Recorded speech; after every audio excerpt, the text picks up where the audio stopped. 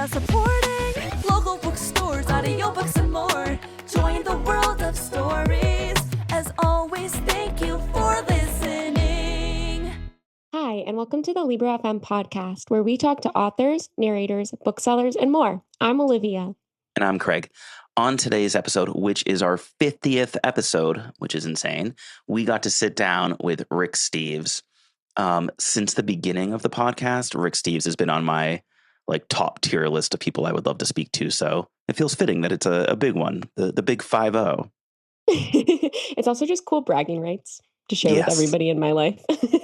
Yeah, this is the first time I told my parents I was talking to someone and they were like, whoa, Rick Steves. I was like, okay, it took 50 people, but I finally impressed them. Yeah, growing up, my parents had, I feel like, every single Rick Steves travel book and would use them meticulously to shape whatever vacation or travel we went on. So bragging to them was a pretty cool highlight of my stint on this podcast so far. But with that being said, Rick Steves is all about travel, which really brings to mind summer. And what else is great in summer? We love a summer reading challenge. So stay tuned because this July we'll be launching a fun summer reading challenge, and we'll be sharing more details about that on social media and our email newsletter. So stay tuned and get ready to read and win some prizes.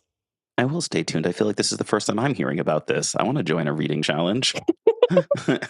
Well, more to come, Yes. So before we roll the interview, we will play a clip from Rick Steves' newest book, On the Hippie Trail, which came out a few months ago. So it's out now and it's pretty short. The audio for it is just over 4 hours. And if you do grab the print one, there are all sorts of handwritten notes and photographs and maps and everything in it. So it's a really interesting read in paper. But the audio does come with a PDF of all of that as well. So you can get that there too. So without further ado, we'll roll the clip.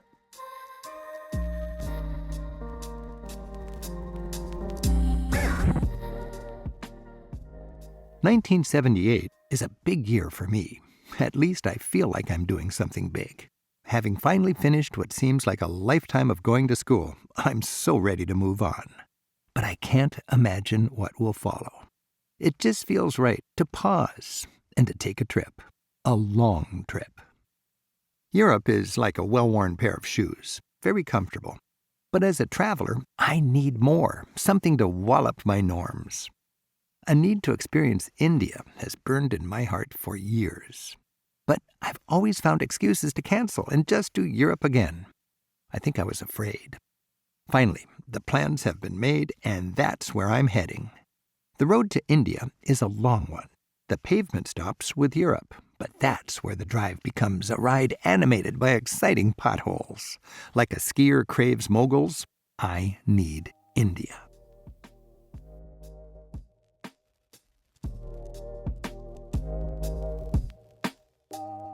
Today we are here with Rick Steves, a travel writer, television host, and tour guide who specializes in European travel. Welcome to the podcast, Rick.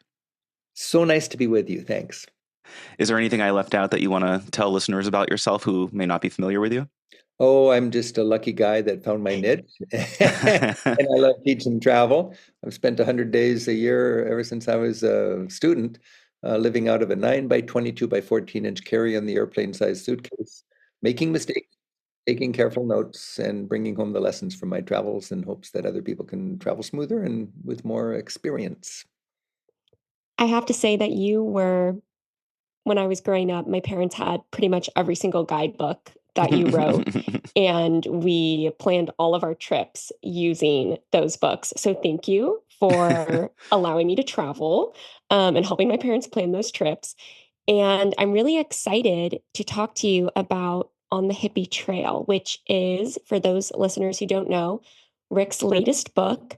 And it's a published version of your journal from a trip in the 1970s. And one of my personal favorite benefits of journaling is just how it allows me to reflect on how I've changed or how I've grown as a person since, whenever I wrote that entry. And I'm really curious if anything came to you when you were revisiting this journal. You say that you found it during the pandemic. Is there anything about your experience traveling that stood out to you as being so different from when you first wrote this journal, whether it's with these places in particular you mentioned in the journal that you're writing about while you visit them or elsewhere? This journal, which I wrote when I was 23 years old, I'm 3 times that old right now. And it's my newest book, but it's also my oldest book. And I wrote it when I was a piano teacher, and I had no interest in I didn't know I'd be a travel writer. Every summer the kids wouldn't practice the piano. So I said, I'm going to see in September, I'm going to Europe. And after 4 or 5 trips to Europe, I decided I need something a little more. And I grabbed my best travel partner, and we headed out to India from Istanbul. And this was the thing kids were doing, backpackers were doing. It was the Hippie Trail. And back when the Beatles were going to India to hang out with a Maharishi yogi and so on. And it was the most coming of age trip you could imagine. And I journaled it. And I wrote 60,000 words in a very solid, hardbound, empty book, 200 pages. And this thing survived. That's and amazing. I also documented it with photographs, and the photographs were just gorgeous. And they survived. And I forgot about it when I got home. I probably read 5 pages. And then during COVID, I read the thing, and I really thought, this is rough, and this is candid, and this is vivid. And it's the last year you could do the Hippie Trail. The next year, the Shah fell, and Khomeini turned Iran into a theocracy. The next year, the Soviet Union invaded Afghanistan and turned it into a war zone. And people just didn't do it after the 1970s. So perfect time in my life. Perfect. The last year that people could do it. It was vividly written and documented with photographs. And my publisher was enthusiastic about sharing it. And I didn't realize, I'm very careful about vanity press. Me and my mom, very interesting, but is it really worth the book? But this was, it was a different age. It was considering what I did after that. When I came home, the last page in the book is I flew home, gave up my piano students, turned my recital hall into a lecture hall, and started a small travel business. And when I look back at it, I look at this experience I had going to India on the Hippie Trail as a sort of the compost pile of travel experiences where my passion for teaching grew. And a lot of things that are very important to me today, the value of travel information, the importance of being an extrovert and meeting a lot of people, the realization that the more understanding you bring to your sightseeing, the more you get out of it. These fundamental aspects of what is a good traveler, not being ethnocentric, not being judgmental, they were all born there. And I was just a kid, pretty naive, pretty green, but you got to start somewhere. And it's a real lesson. And the takeaway from the book is really the value of journaling, the value of having your own hippie trail. You can't go literally from Istanbul to Kathmandu, but in 2025, especially if you're a young person transitioning from your student days to the grind you're going to get into, get away from your home and realize that the more you can learn a lot about you and your home by leaving it and looking at it from a distance. I've always been charmed by how 1400 years ago Muhammad said, "Don't tell me how educated you are, tell me how much you've traveled." And that's a very thought-provoking statement. And that's why Muslims are encouraged to go to Mecca. Not necessarily go to Mecca, but to get away from home and to be more clued in with our beautiful, diverse world. I was really struck at in the beginning of the book, you talk about how the journey started. You sketched out a rough itinerary and there wasn't really a lot of information available. And it makes me think of travel today, where it's almost the complete opposite, right? Almost so much of your trip can be planned and researched, and you get reservations for this or fast tickets for that. And I'm curious how you think that type of travel that you went on in the Hippie Trail compares to the travel of today. Was it more adventurous or Oh, more adventurous, yeah. I mean, it was like going behind the dark side of the moon with no parental net. Yeah. There was, you just had a few $100 in your money belt and you're heading east, and there was no information. Now there's too much information. Now the challenge is to curate that information. But back then, I was hungry for information. Every long bus ride, I'd go up and down the aisle and talk to any traveler and say, "Do you have anything from Australia or from Britain that I didn't know about that I could read?" That's. I measured the distance from Istanbul to Kathmandu as we traveled east, not in kilometers yet to go, but in border crossings. Those were the hurdles. Border crossings were scary. Yeah. And you had to get through each of these border crossings. And it was, when I think back on it, I think a lot of these kids on the Hippie Trail were privileged suburban American kids that were kind of tired of the predictability and the homogeneity of things. And we just wanted to be traveling with abandon. We wanted to be close to the ground. We wanted to not know where we're going to be sleeping tonight, close to the culture, getting out of our culture zone and learning about how ethnocentric we were and how glorious the world is in its diversity. This is a beautiful thing. And I keep thinking, I wish everybody could travel before they voted, Yeah. It just changes your whole outlook. And our country would be much stronger right now and much more stable and much more into a good groove if we were not afraid of the rest of the world, the other 96% of humanity, where we saw things that we're all in this together and we can have win-win solutions instead of win-lose solutions. It's a beautiful thing to get out there and not be so afraid. There's a lot of fear. Back when I did the Hippie Trail, it was bon voyage. Now it's have a safe trip, And I miss the bon voyage times, but we're so afraid now. And to me, fear is pretty clearly for people who don't get out very much. And the flip side of fear is understanding. And we gain understanding when we travel. And when we're a frightened society, people that want to take advantage of us can do so. Franklin Delano Roosevelt, I believe, said, the only thing we have to fear is fear itself. People don't talk about that now. That is brilliant to be able to recognize that. And then as a statesman, share that with his citizenry. And that's what we have to fear right now is fear. The most frightened people are people without passports, buried deep in the middle of this country, metaphorically, whose worldview is shaped by fear-mongering commercial TV news. My worldview is shaped by firsthand experience. A third of my adult life living out of carrying the airplane-sized suitcase, hanging out with people who find different truths to be self-evident and God-given. That's a beautiful thing. That's a lovely way to shape your worldview. And it'd be great if people would just start saying bon voyage again and get out there and embrace the world in all its diversity, celebrate it. We don't all have to have the same dream. We can have our own dreams. It's a beautiful thing. Wow. Speaking of your book, this is our last question about your new book, and then we'll ask you some other things. But I read this book in print, and it's so beautifully done with all the hand notes and like things that fold out and all of that. And I was wondering, how did you approach translating such a physical, visual piece of storytelling into audio format? To me, it's an intimate, candid, unvarnished chance to stow away with me before I was worldly, when everything was, when just walking down the airplane and looking through the toilet and seeing farmland below was a glorious opportunity to fertilize, That's just, getting high and then hiking up to this waterfall and being attacked by legions of demonic, black, slinky, blood-sucking leeches. That was scary. I'm not sure if it was really scary, if it's just because I was high, but I think it sounds really scary. It was scary. And then going home and writing about it.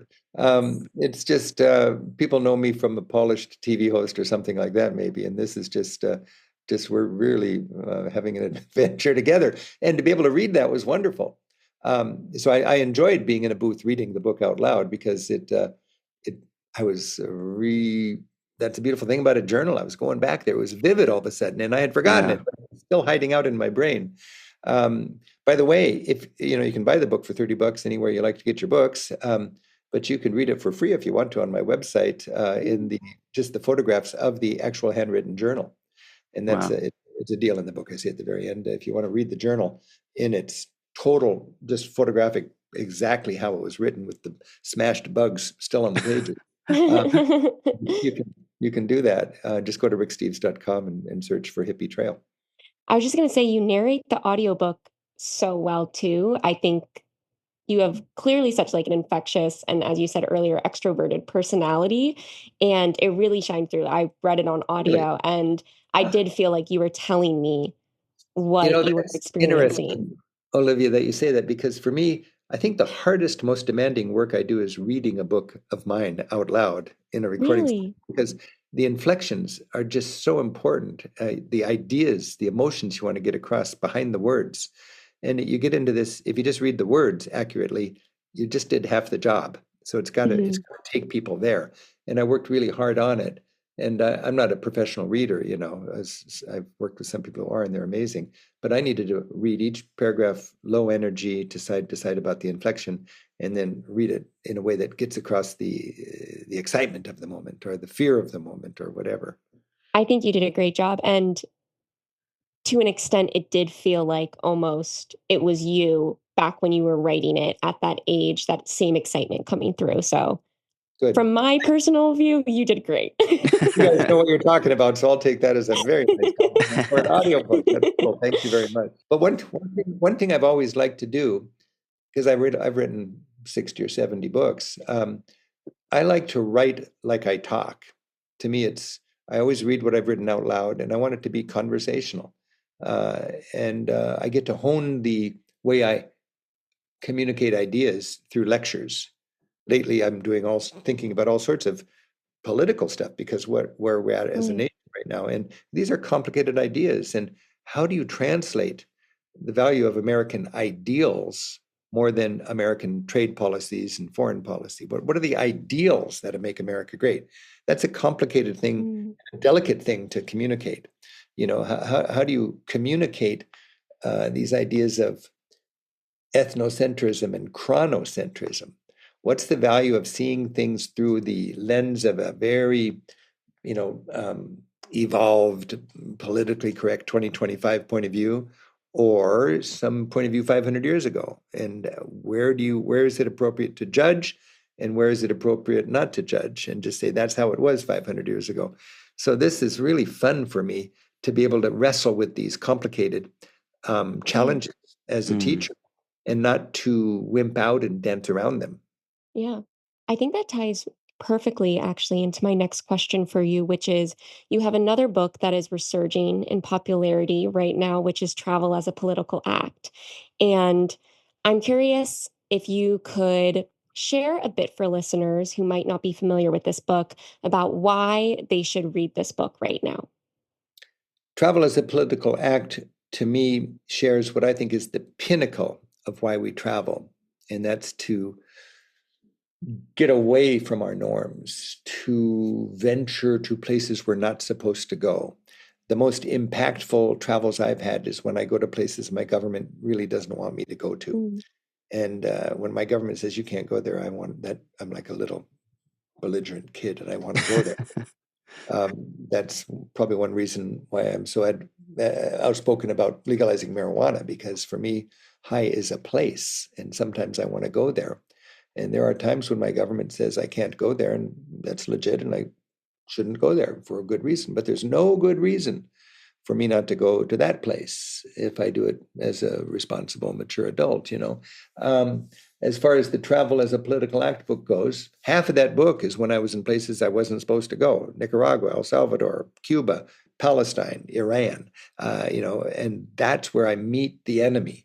And when you meet the enemy, you humanize both of your positions. It makes it tougher for their propaganda to demonize us. And when I go home, it makes it tougher for our propaganda to demonize them. We knit the world together when we get out there and meet each other. The unintended consequence of a lot of these walls that we're dealing with today, like the wall separating Israelis and Palestinians in the Holy Land, of course, it's designed to protect Israelis from incursions from Palestine that might be violent. But I think the unintended consequence is it keeps the younger generations saddled with their parents' baggage, and they don't have a chance to talk to each other, young generation with young generation, because they'd love to move beyond that. But the wall prohibits that. Ireland has done an admirable job of getting beyond their wall. There's a wall in Belfast that separates the Protestant and the Catholic communities. But the troubles are essentially over in Ireland now, because people very smartly funded and designed and encouraged the younger generations to get together, go to summer camp together, to dance together, to learn from each other. And it diffused a lot of the heartbreaking problems there. So Travel as a Political Act draws these kind of lessons from travel. When I think about my passion for travel teaching, I've been doing this ever since I was a kid. And I see it as a kind of a Maslow's hierarchy of travel needs. At first, it was all about the lowest rung, the basic skills: catch the train, pack light, eat well. Then I thought, well, you can read my book here through the back door for that. Let's slide up Maslow's hierarchy of travel needs. And I became really interested in teaching an appreciation of history, art, culture, cuisine, and wrote books about that and gave talks about that. And love this idea that the more understanding you bring to your sightseeing, the more you get out of it. And then after 9/11, I realized the ultimate value of travel is to recognize that the only thing exceptional about Americans is our ability to think that we're exceptional in God's eyes. And this world is filled with just beautiful people. And to get out of our comfort zone and get to know them and understand that we've got 9/11 baggage and they've got their own baggage, which is probably worse than our baggage. And we want people to give us a little wiggle room. Well, we should give other people a little wiggle room as we deal with our baggage. And America has a big, big impact on this planet. And we are stakeholders all over the place. And as a taxpayer, I take that as a personal responsibility. And I want to get out there and understand what are the real stories. Every bomb that drops and every bullet that flies has my name on it. And, we got to drop some of those bombs and shoot some of those bullets. But I want to know what's going on as a responsible tax-paying American. So there's a lot of reasons to travel as a political act. I've come to see travel is you can travel as a tourist, as a traveler, and as a pilgrim. In other words, the road can be playground, the road can be school, or the road can be church or mosque or synagogue. And I don't think anybody wants to do completely all of one or the other, but it's nice to design it the way you want to and give yourself a chance to raise the bar a little bit in your travels. You can be spiritual, you can be poetic, you can be philosophical, you can be a pilgrim, as well as somebody hanging out on the beach. But the whole system, the whole industry wants you to be dumbed down and consumer oriented. And the last thing the industry is going to encourage is that more thoughtful kind of travel. And what I like to do is speak up for the higher values of travel. And it's a real fun challenge as a teacher. Well, now that we've talked about Israel and 9/11, we're going to move into sillier questions. We always tend to end like the interview on like a really serious note before doing this. It's like every episode. Very good.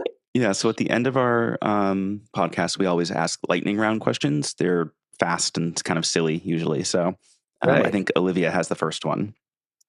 If you could eat any dish right now from any of your travels, what would it be? Barnacles, Mm. harvested right out of the market Whoa. in Portugal, washed down with local beer.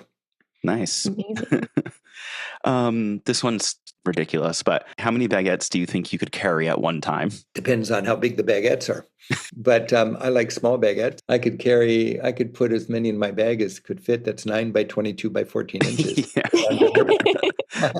That'll be a funny moment at TSA when your bag is just full of bread. What's in there? Baguettes. Yes. You obviously spend a lot of time on planes and trains and cars, etc. What is your go-to activity to pass the time? I love plane rides, whether it's 2 hours or I just flew back nonstop from Istanbul. It's 12 hours, Istanbul to Seattle. As long as I've got a battery on my laptop, I'm happy as a clam because I've always got books I'm working on or TV scripts I'm working on, photographs to organize and so on. So that time on the plane with the help of my computer is a time to organize my thoughts and transition into being done with the trip. But the time goes by very well. If you've ever sat next to me on an airplane, I am not social at all. I do not talk. I can spend 8 hours without saying. I say politely, "Hello, yeah, how's it going? Nice, okay." Rick Steves, I like your book. Thank you. Okay, and then I put on my noise reduction headphones. It's just me and my selfish laptop, and that's it. I love it. As you should. I do not like being on a plane. I don't think I've ever heard someone be like, "Oh, I love a 12-hour plane ride." I could be in the middle row. I've never gone business class. I go economy, and I could be in the middle and still fine as long as I can look at my laptop. Once in a blue moon, it's so tight that I can't open the laptop all the way. Oh my gosh. And that's disappointing. But generally, it works. It works really well. I'm strange that way, but it's an undivided time for me to be lost in my words. Yeah. That's nice. Besides your passport, what's the number one thing you can't travel without? I've got a little notebook that's the same size as my passport. It's called a moleskine, and that's where I catch my butterflies and I write them down. I've always got my little mechanical pencil, and in my pocket I have my moleskine, and it's kind of embarrassing because people think it's a passport, and they go, "What an idiot! You got a passport in your third pocket," But no, this is where I grab my butterflies. I've got 100 of those little notebooks just filled, and then the happy thing for me is I fill it up with little scribbles, and I can read it for 24 hours. But after that, I can't read it because it's just my own little language. And then when I have a slash across it from the pencil, that means it's been put into the laptop and mission accomplished. That's awesome. I like that system. So the last thing that we do before we ask you for book recommendations and then let you go to whatever interview you're doing next is typically we look at your Instagram and pick a picture and ask for the story.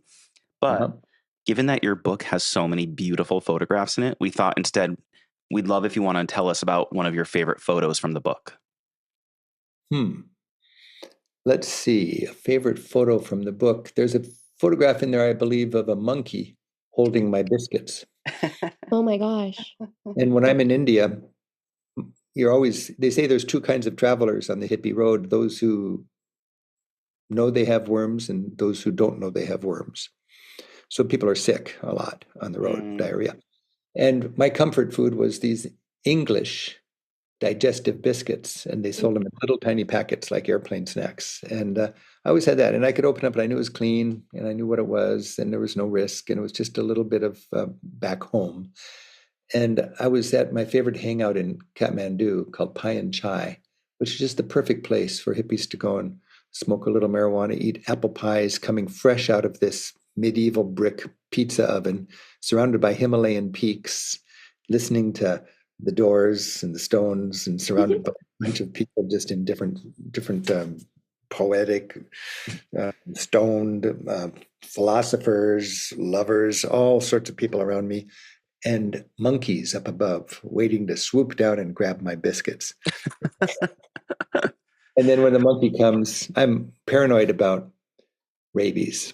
So if you get scratched or bit by a monkey, you got to decide you're going to go get a shot or whatever. It's a horrible thing, I guess, and I've never had to do it. But I'm always paranoid about monkeys when they're nearby. And this monkey wanted my biscuits. I gave him one, and then he came back for the whole packet. And I got a photograph of that monkey with my packet of biscuits. And he just sat there. He sat there in front of me and ate the biscuits. Oh my gosh. If you give a monkey a biscuit, that's I was thinking the same thing, Olivia. Give a monkey a biscuit, he'll take the whole packet. Yeah. Oh, that's so funny. Speaking of books, our last question for you is, do you have any book recommendations for our listeners? Anytime you're going to be traveling somewhere, if you can find a way to let your recreational movie going or book reading enhance that experience, I'd say yes. And I don't have any specific book, but if you're going somewhere, you just carbonate the whole experience by having read something about where you're going. So, if you're going to Estonia, read about how the people sang when they were winning their freedom from the Soviet Union. If you're going to Ireland, read about the struggles they had back when the famine in 1848 was created by Britain, just so they could take the land. If you're going to Spain, read about a romantic story about the Reconquista, when the Moors came in and then the Christians pushed them back into Africa. And then you sit in a church and you look on your left in a niche and you see an angry Christian with a sword on a horse rearing back, and you've got heads of beheaded Muslims at the feet of the horse, and his name is St. James the Moor Slayer. And you realize, wow, it was a bloody time. And this church is built on the ruins of a mosque, which is built on the ruins of a Christian church from ancient times, which is built on the ruins of a pagan temple. And you realize these layers that you're standing upon. your travels. But the more of that kind of romantic, historical novel kind of thing you can bring to your travels, I think the better. I really like that. We're exactly at 30 minutes, so that was perfect timing. You guys are great. I hope that was helpful for you. And it was awesome. Thank you. What a delight to talk with you both. Thank you so much for taking the time to chat with us. We really appreciate it.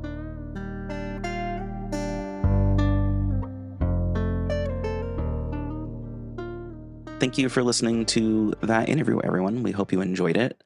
I had a blast, and I tried not to fanboy too much with Rick Steves, but we'll see how that, the jury's out.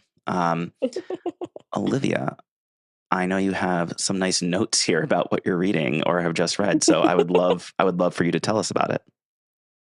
Yes, and I do have notes. For those of you listening, if I don't write it down, I will completely blank on what I've been reading when somebody, aka Craig, asks me. So yeah, I do write them down. So I was just recently traveling, and one of my favorite things when I travel is visiting local bookstores. And especially if it's in a place with different covers, I think it's so fun. And so many books that were on my TBR, but not necessarily at the top, skyrocketed up to the top of my list purely based off of covers. Am I judging books by their covers? Yes, but also I don't care. So one of those books that I grabbed was Headshot by Rita Bullwinkle. And first of all, this cover, I got this in Scotland, and this cover is chef's kiss beautiful. I read it on the plane home, and it covers various boxing matches between teen girls, and I was just captivated. The chapters are so short and fast paced, like, the sport of boxing, and it feels very fever dream-esque, but you really get into the minds of each of these girls, and just hear not only about like this boxing match they're, fighting in, but just how it connects to their sense of self, larger societal issues with teen girls and like the problems they go through, and like various just personal issues that they're tackling. And I really can't say I've ever read anything like it. So highly recommend that book. And then I'm also reading on audio When Javi Dumped Mari, which is by Mia Sosa. And I'm a huge fan of this author, and I've been really eager for a new book by her to come out. And this is just a really fun second chance friends to lovers romance. And I think it's perfect for some poolside reading this summer. So go check that one out too. That sounds great. And I am looking at the cover of Headshot, and it's beautiful and really interesting. And also when you were explaining it, I was like, oh, this book sounds really niche about, teenage boxers. And then I'm looking at the page and it says finalist for the Pulitzer, long listed for the Booker Prize, Barack Obama's summer reading list. So I guess it's not niche at all. Yeah, it like really blew up. Yeah, it sounds great. For anyone that's listened to the podcast for any bit of time, will not be surprised by my pick this week. I just finished Bury Our Bones in the Midnight Soil by V.E. Schwab. This book comes out on June 10th. So at the time of recording, it's a few days away. By the time this comes out, it will be on shelves. So if you're listening to this, you can go get it. It's so good. I say that about every V.E. Schwab book, I know, but it's really good. It's not short. The audio for it is about 18 and a half hours, but it flies by, told from multiple perspectives, which, V.E. Schwab does a lot and I love, and also different timelines. So there's parts in the 1800s and parts in the 1500s, and then parts that are really recent, like 2019. And a big chunk of it takes place in Boston, where I live. So love a book that takes place, and I'm like, I know where that is. But yeah, she teased this book for a while, saying it was her toxic lesbian vampire book. And it's the best description of it. It's exactly what it is. It's about rage and love and revenge and, vampires. So I don't want to say too much about it because it's a very, this book has had a lot of hype right now. So I don't want to ruin anything for people that are just running out and getting it, but go get it. It's great. And if you haven't listened to the interview with V.E. Schwab before, that's probably one of the earlier episodes, right, Craig? People can go back. We interviewed her, and it was great. And that is, so you can go back and find that. And we also interviewed Julia Whalen, who is one of the narrators for this. There's amazing. 3 narrators, and Julia Whalen is one of them. So you can also go listen to that one. Love it. Great summer read if you're traveling, need 18 hours of distraction. Yes, for if you're traveling, I suggest the audiobook. I think I haven't got the paper book yet. Probably heavy. It's probably heavy for a trip. But yeah, the audio is great too. Amazing. Well, thanks everybody for joining us today. And stay tuned again for our summer reading challenge, which we'll be sharing more details about at the start of July. Pick up one of these recommendations, maybe. You could be a winner. You could celebrate the joy of summer with reading and reading-related prizes. And there's really nothing better. You sound like a bumper sticker. Enjoy the summer with reading. Enjoy the summer. Honk if you live reading. Yes. And as always, thank you for listening.